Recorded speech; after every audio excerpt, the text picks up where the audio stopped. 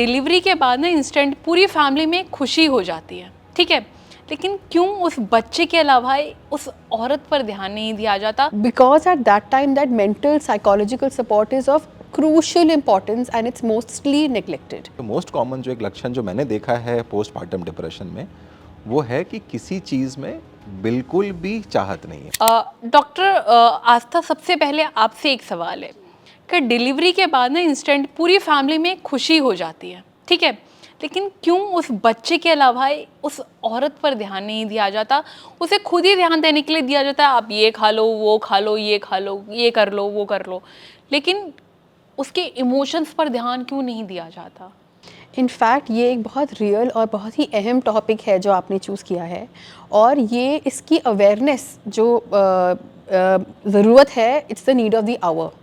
आप समझें तो जैसे ही आपने कहा बच्चे आते ही एक लहर दौड़ जाती है फैमिली में खुशी की, फोकस सारा बच्चे पे होता है। इनफैक्ट हम डॉक्टर्स और गायनेकोलॉजिस्ट एक जोक क्रैक करते हैं कि मदर को तो सब भूल जाते हैं, you know, the only person who stands by the daughter is her mother, you know, because at that time that mental psychological support is of crucial importance and it's mostly neglected.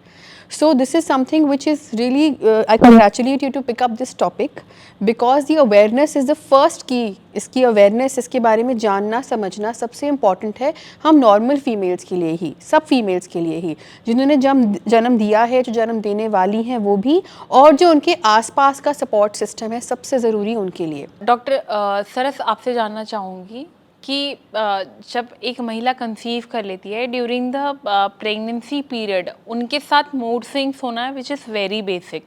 I think ये periods के time पे भी होता ही है, mood swings होते हैं, लेकिन after the delivery क्या आपके पास ऐसे कुछ एक्सेप्शनल केस आए हैं डिलीवरी के बाद कि महिलाएं बोल रही हैं कि हमें बच्चे पर ध्यान देने का मन नहीं करता है, बच्चा रोता रहता है, फिर कोई भी फैमिली मेम्बर आके आपके पास आपके कंप्लेन कर रहा है इस चीज़ को लेके?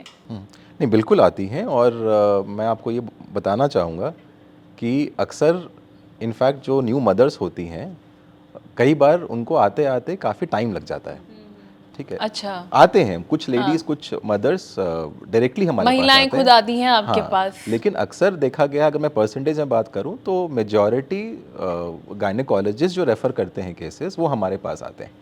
अब जब वो आते हैं तो जो मोस्ट कॉमन जो एक सिम्टम होता है, जो मोस्ट कॉमन जो एक लक्षण जो मैंने देखा है पोस्टपार्टम डिप्रेशन में, वो है कि किसी चीज़ में बिल्कुल भी चाहत नहीं है। मतलब मुझे बच्चे के इमोशंस छोटे, नहीं हाँ, है। बच्चे के छोटे छोटे मोमेंट्स जो मेरे लिए एक मैजिकल मोमेंट्स होने चाहिए, वो मेरे को कुछ फील नहीं करने दे रहा है, मतलब मुझे कुछ फील ही नहीं हो रहा है। अच्छा, तो इट इज़ लाइक कि एक इमोशनल पैरालिसिस हो जाता है, ठीक है।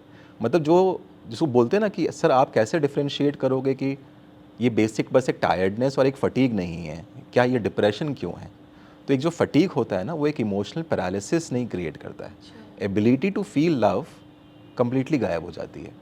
तो जो hopelessness, helplessness, lack of interest, lack of pleasure, sadness, वो इतना ज़्यादा प्रिवेल करता है कि अक्सर महिला को समझ में नहीं आता है, न्यू मदर को समझ में नहीं आता है कि ये सब हो क्यों रहा है।